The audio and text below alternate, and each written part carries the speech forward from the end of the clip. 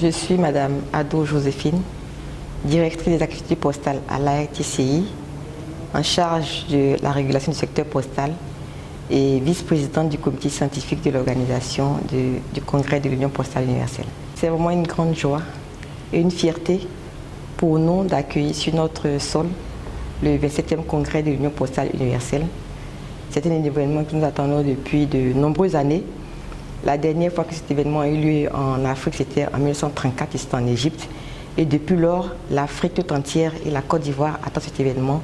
Et nous sommes heureux, et l'Afrique avec nous, que cet événement ait lieu enfin en 2021 en Côte d'Ivoire et à Abidjan.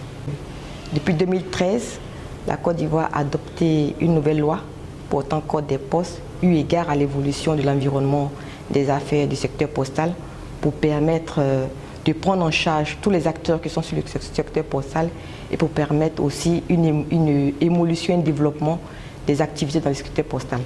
Donc la loi de 2013 permet d'ouvrir tous les acteurs du secteur postal et ça leur permet aussi de se mettre en conformité, de respecter la réglementation en matière postale en Côte d'Ivoire. Je pense que le numérique a bouleversé tous les secteurs de l'économie et le secteur postal n'y échappe pas. La pandémie du Covid a montré la résilience des postes en matière de fourniture de services postaux et en matière aussi de digitalisation. Nous nous sommes rendus compte qu'avec le Covid, tous les secteurs, toutes les activités économiques se digitalisent de plus en plus, y compris les activités du secteur postal et les entreprises du secteur postal ont été celles-là même qui ont été sur le terrain pendant qu'il y avait les confinements de part et d'autre pour pouvoir apporter le lien et la communication entre les populations. Donc, de mon point de vue, la digitalisation est l'avenir du secteur postal. À partir de ce congrès, on tracera les orientations du secteur postal pour les 4 années à venir.